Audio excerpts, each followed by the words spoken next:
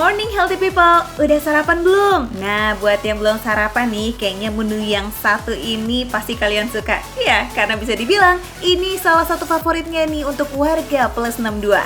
Ayo coba tebak, warnanya hijau, bisa dimakan mentah ataupun matang. Dan yang paling khas nih ya, rasa dan aromanya yang strong. Ya, apalagi kalau bukan pete.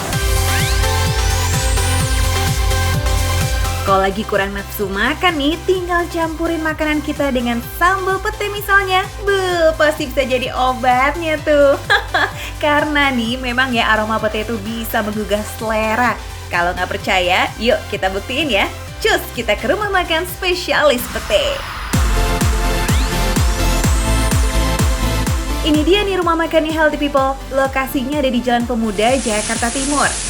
Sebenarnya sih nggak cuma berbagai olahan pete aja yang ada di rumah makan ini. Ada juga nih beberapa menu otentik Betawi alias asli khas Jakarta.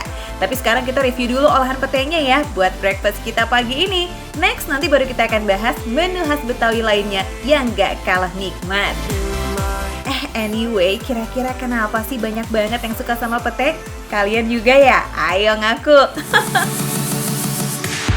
Karena mungkin pete dan jengkol itu sama ya, bikin orang nafsu makan mungkin karena ada zat apa yang, ya maksudnya saya nggak tahu zat apa yang membuat orang jadi nafsu makan. Masa sih aku nggak suka pete?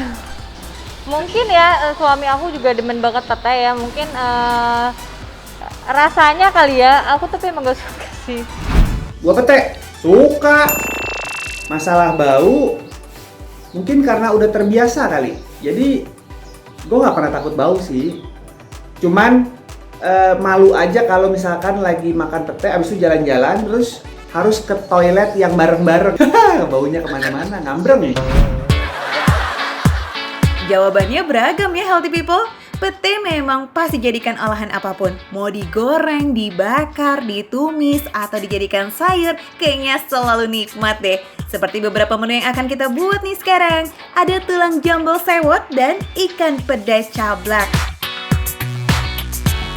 Healthy People, sekarang aku sudah sama Mbak Nilam. Hai Mbak Nilam. Oh iya, Mbak Nilam, sekarang kita mau masak pete ya Mbak ya? Iya, kita hari ini mau masak pete. Iya. Ada dua menu. Iya. Ada yang pertama, ada peda cablak nanti yang kita masak. Ada peda ya. Terus kita akan masak lagi tulang jambalnya. Ini tulang jambal ya? Iya, tulang jambalnya. Oke. Terus yang masakan pertama kita dimulai dari apa dulu nih? Kita kayaknya mau masak yang peda cablak dulu aja. Oh, peda dulu ya? Iya, paling yang kita Oke. ambil dulu bumbunya ini ya. Oh, ini bumbunya.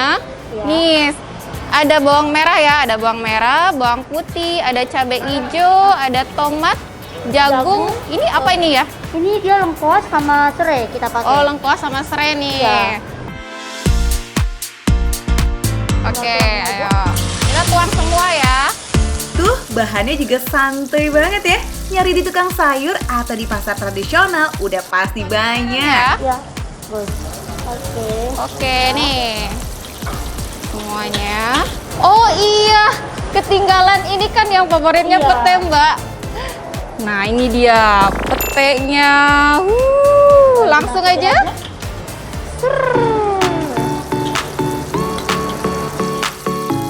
Ikan peda termasuk olahan ikan laut yang diasinkan. Makanya olahan ikan peda termasuk jenis olahan ikan asin. Bedanya nih kalau ikan peda sedikit basah dan lembab dibanding ikan asin yang biasa. Karena ikan peda juga melalui proses fermentasi. Jenis ikan yang digunakan pada umumnya tuh ikan kembung nih. Biarpun termasuk ke dalam makanan kelas bawah, tapi kandungan omega 3 pada ikan kembung 3 kali lebih banyak dari ikan salmon. Wow! Omega 3 berguna banget untuk kesehatan janin, juga untuk ibu hamil, serta perkembangan otak anak-anak kita. Sedangkan untuk orang dewasa, omega 3 ini bermanfaat menurunkan resiko penyakit jantung, sekaligus menyehatkan mata dan membantu penyerapan vitamin. Selain untuk memperkuat rasa dan aroma, pete juga kaya akan serat yang pastinya baik ya buat pencernaan. Dan gak cuma itu, kandungan kalium pada pete juga sangat baik untuk kesehatan jantung. Ya udah, nggak perlu lama-lama ya. Kalau semuanya udah tercampur rata nih, tinggal kita angkat dan siap disikat deh. Ini dia peda cablaknya nih udah jadi. Eits, tapi tahan dulu ya. Masih ada satu menu lagi nih yang gak kalah enak dan gak kalah sehat. Namanya tulang jambal sewot. ngomong-ngomong kenapa dinamakan sewot sih? Ternyata nih karena rasa pedasnya tuh bikin kita jadi kayak mau marah terus gitu alias sewot. Nah kalau tadi kan menggunakan ikan peda, sekarang menggunakan tulang jambal yang sudah digoreng kering kayak begini. Healthy people, dulunya tulang jambal ini adalah limbah. Ya namanya aja tulang ya kan? Tapi sekarang justru banyak rumah makan yang mengolahnya menjadi masakan. Udah gitu banyak peminatnya lagi. Ini bumbu baladonya terdiri dari bawang merah, bawang putih, terus dia ada cabai rawit juga, ada cabai keritingnya juga. Oh, itu dia. Karena memang masyarakat pos 62 ini tuh lebih suka daging ikan yang masih menempel di tulangnya dibanding sama daging ikan yang utuh. Oke.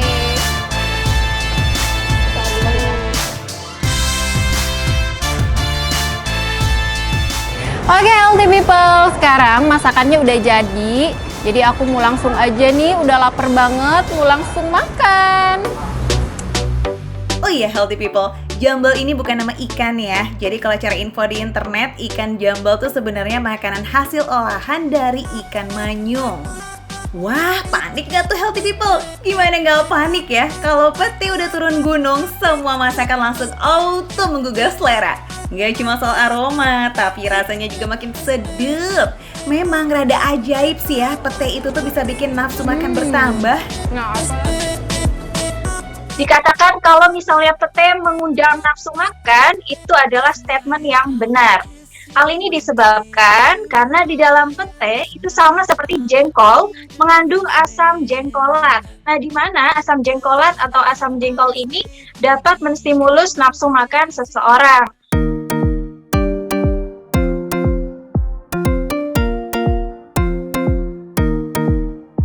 Wah, nggak cuma nikatin nafsu makan healthy people. Ternyata makan pete juga bisa menaikkan imun tubuh kita loh. Jadi nggak gampang sakit. Asik kan? Wah, ini sih kayaknya jadi berita bagus ya buat para penggemar pete.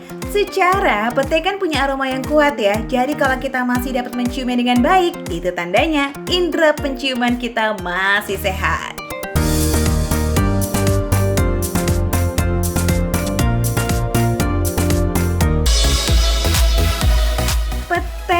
Pete, emang ya kalau yang namanya pete penggemarnya banyak, tapi juga banyak hatersnya ya, alias yang benci juga lumayan banyak. Ya, itulah nasibnya pete healthy people. Rasa dan aromanya yang khas memang pasti buat dijadiin olahan makanan apapun. Selain itu, pete juga punya segudang manfaat buat kesehatan tubuh kita. Nih misalnya yang punya masalah diabetes, sangat dianjurkan loh buat mengkonsumsi pete. Ya, karena vitamin B di dalam pete dipercaya dapat mengendalikan kadar gula darah di dalam tubuh. Pete juga kaya akan serat yang dapat mengikat lemak sehingga dapat mencegah obesitas. Wah, keren ya. Tapi nih yang jadi masalah healthy people, kalau kita habis makan pete, itu yang namanya mulut. Aduh, baunya jadi luar biasa ya. Mau cakep apapun, kalau mulutnya udah ngeluarin bau, aduh pasti langsung ngedrop ya kan cakepnya. Makanya nih, ada beberapa tips supaya masalah mulut yang bau pete bisa teratasi.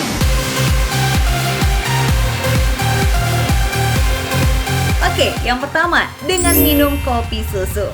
Jadi nih, setelah makan pete, ada baiknya mengkonsumsi kopi susu ya healthy people. Kopi memiliki sifat menyerap bau, sedangkan susu bisa mengikat gas penyebab bau mulut setelah makan pete. Perpaduan kopi dan susu dipercaya dapat mengatasi masalah bau mulut setelah kita makan pete. Selain kopi susu, bisa juga dengan permen rasa mint nih. Tapi pastikan ya, ngunyah-ngunyah permen karetnya yang no sugar, oke? Supaya nggak ada bakteri jahat yang justru dapat merusak gigi kita. Permen mint memang punya sifat menyegarkan, tapi efeknya hanya sementara sih. Jadi nggak bisa mengatasi bau mulut lama-lama, oke?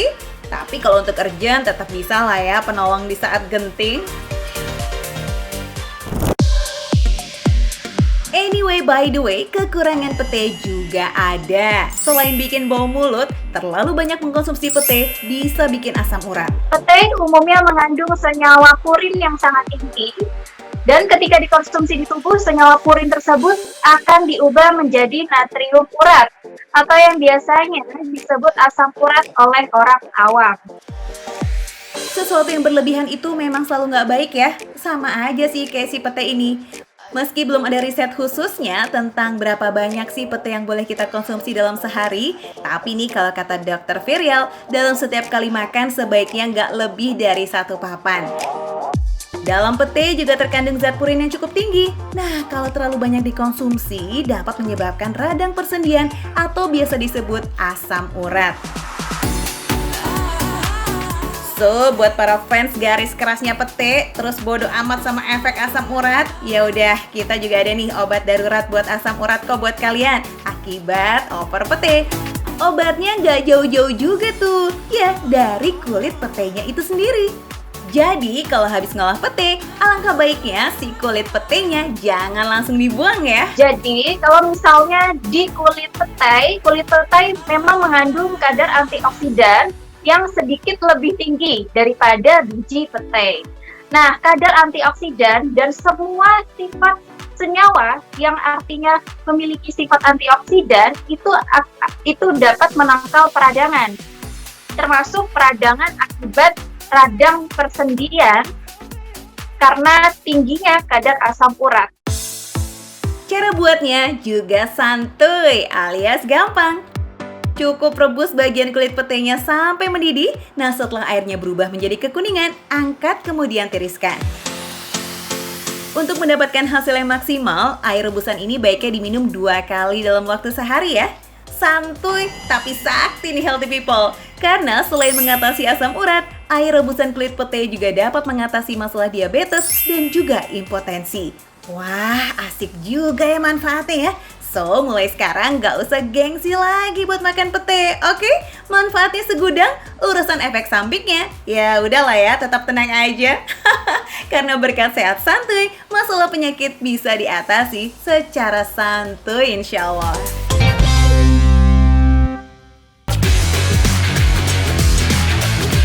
Healthy people, pagi ini udah olahraga belum? Nah, kalau belum jangan sampai lupa olahraga ya.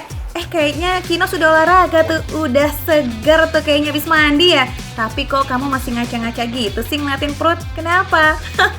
Masih buncit juga ya perutnya. Ya udah kita bikin ramuan anti perut buncit yuk. Hanya di Sehat Santuy pastinya. Kuy. Ya, jadi yang pertama disiapkan adalah beberapa buah jeruk nipis. Boleh jeruk nipis, boleh juga lemon. Kan karena ada perbedaan harga, lemon agak sedikit mahal ya. Nah, jeruk nipis, kenapa jeruk nipis? Karena jeruk nipis ini punya kandungan asam sitrat. Nah, asam sitrat ini bagus banget nih untuk pencernaan. Jadi semacam mencuci lah ya, termasuk lemak-lemak supaya hilang, supaya kebawa dan bisa kita buang nih ya ampasnya. Cara buatnya, cukup iris jeruk nipis menjadi beberapa bagian, lalu seduh dengan air hangat.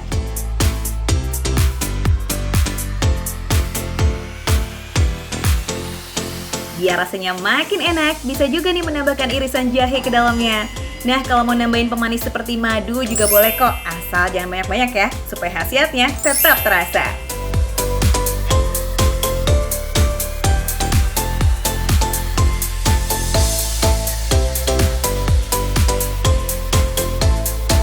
Beres! Ini sangat direkomendasikan kalau dikonsumsi atau diminumnya pas pagi hari, bangun tidur sebelum memulai sarapan. Minum dulu ini.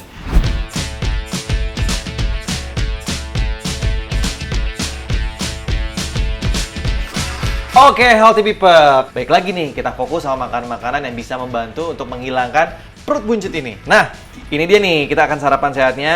Siapkan yang pertama adalah oatmeal. Siapa yang suka oatmeal? Kalau saya suka banget oatmeal. Nah, kenapa oatmeal? Karena oatmeal ini bagus banget nih untuk menyerap lemak dan juga kolesterol dalam tubuh.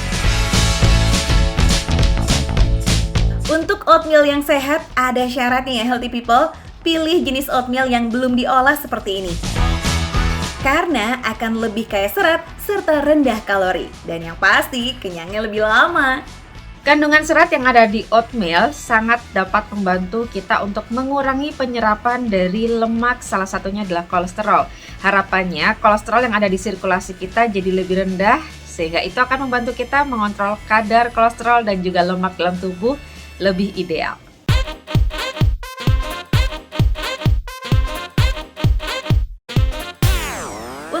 Memasak oat jenis ini cuma butuh waktu 15 hingga 20 menit dengan suhu maksimal 70 derajat Celcius. Karena kalau suhunya terlalu panas, nutrisi yang terkandung di dalamnya bakalan hilang. Jadi gunakan api kecil ya, sambil terus diaduk, oke? Rasa jenis ini tuh memang lebih tawar dan teksturnya lebih padat. Kalau mau nambahin rasa biar nggak terlalu hambar, cukup pakai topping buah segar dan kacang-kacangan juga boleh. Tara, udah jadi nih. Boleh ya? Lumayan ya. Tuh, udah siap disantap. Lumayan cantik dong, please lah gitu kan. Meningkatkan selera makan pastinya. Sarapan sehat, kaya akan serat, lemak dan juga perut buncit. Minggat.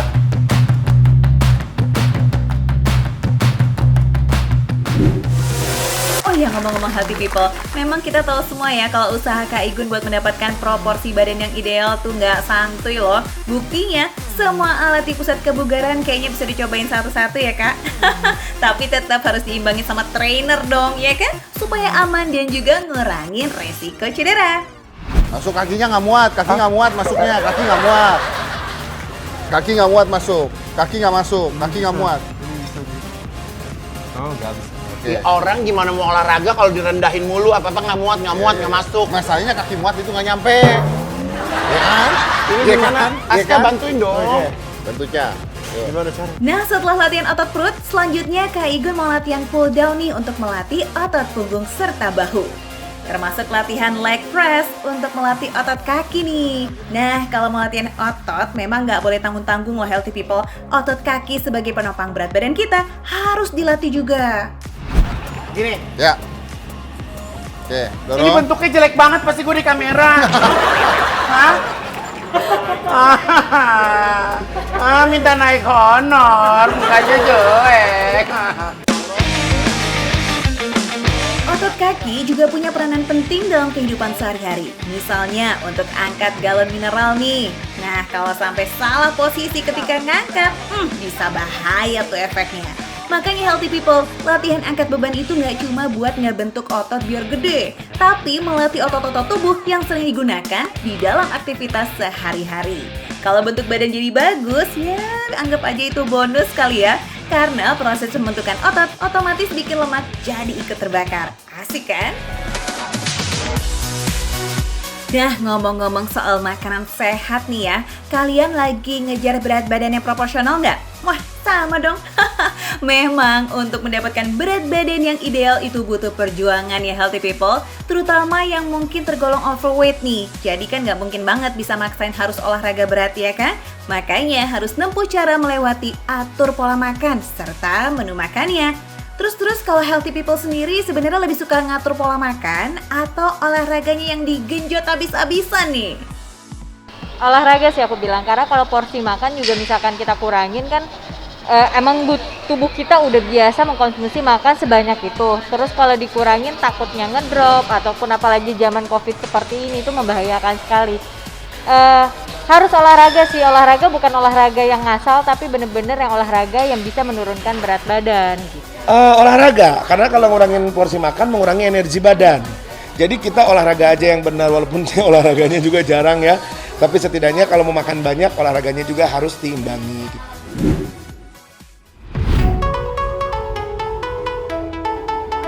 By the way, kalau healthy people terlalu sibuk sampai nggak ada waktu buat bikin menu sehat, tenang, ada solusinya kok buat orang yang mungkin mager. Maksudnya buat kalian yang lagi sibuk.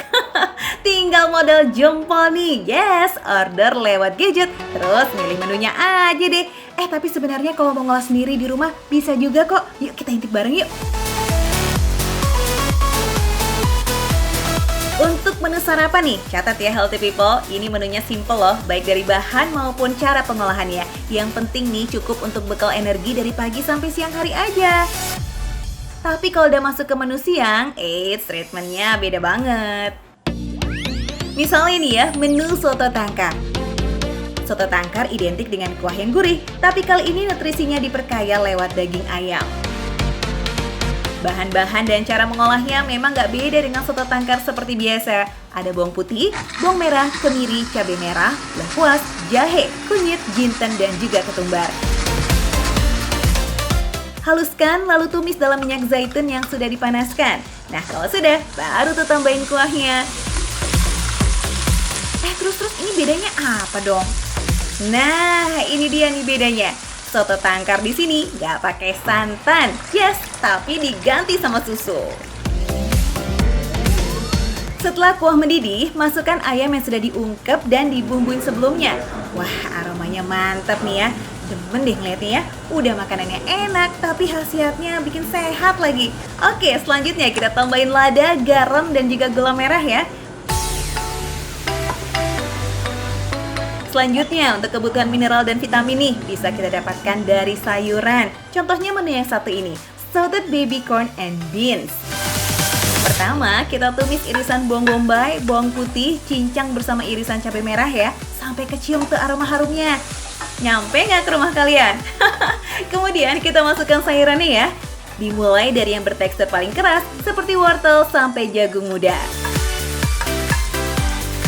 Beri sedikit air agar tumisannya tidak mudah gosong. Sama seperti kuah soto tangkar, masih boleh nih menambahkan garam pada masakan, tapi dengan takaran yang sedikit ya. Ingat ya, sedikit ya, banyak-banyak ya. Begitu pula dengan lada bubuknya. Hidangan ini disajikan dengan nasi merah yang rendah kalori dan kaya akan serat. Nah, jika mau rasa pedas, healthy people bisa kok bikin saus sendiri dengan bahan dan cara yang simple. Cukup blender cabai merah dan bawang putih, lalu masak dengan sedikit air dan garam. Lanjut, next ke menu makan malamnya nih. Masih terus nyatet ya? Oke, ada sajian unik yang namanya Malaysian Pan Mee. Pan Mee atau ban mian ini merupakan kuliner Cina yang terbuat dari mie dan disajikan bersama sup. Pertama kita buat kuahnya. Tumis bawang bombay dan jahe yang sudah dihaluskan ke dalam minyak zaitun. Selain kaya antioksidan dan lemak sehat, minyak zaitun juga tahan panas dan tidak mudah rusak. Saat proses pemanasan, kandungan gizi yang ada di dalamnya justru terserap ke dalam bahan makanan. Itulah kenapa minyak zaitun lebih unggul dibandingkan minyak goreng lainnya. Untuk menambah cita rasa gurih, bisa menambah dari teri Medan ya. Sementara untuk sayurannya, cukup dimasak dengan merebus ke dalam air mendidih saja. Misalnya pok choy dan chai sim nih, cukup direbus selama 30 detik aja. Selanjutnya, sayuran langsung direndam ke dalam air dingin untuk menghentikan proses pemasakan yang masih tersisa. Cara ini juga mencegah tampilan sayur terlihat terlalu layu atau bisa juga rusak. Nah, karena kuliner ini untuk menu makan malam, maka kalorinya jelas ya, lebih sedikit. Mie-nya juga bukan dari mie gandum, bihun atau juga soun, tapi menggunakan shirataki. Shirataki ini nggak mengandung karbohidrat dan juga gluten, jadi cocok banget untuk yang sedang melakukan defisit kalori alias lagi diet. Kebutuhan protein hewani dan lemaknya bisa didapat dari daging ayam yang sudah digiling dengan berbagai bumbu. Seperti bawang putih, bawang merah, saus tiram, kecap asin, garam, dan juga lada. Jadi mirip-mirip bakso ya healthy people kalau dilihat-lihat. Tapi baksonya ini nggak pakai tepung terigu ya, melainkan tepung roti. Selain bebas gluten, tepung roti ini juga bikin adonan bakso ayam menjadi lebih liat dan tidak terlalu kenyal. Bakso ayam ini juga tidak dimatangkan dengan cara direbus, melainkan hanya dipanggang selama kurang lebih setengah jam aja. Oke, semua bahannya sudah matang, tinggal disajikan ya. Gimana healthy people? Tertarik pastikan? Siapa yang gak tergoda coba ngelihat makanan yang enak kayak begini tapi kandungannya semuanya sehat buat tubuh kita. So, tunggu apa lagi?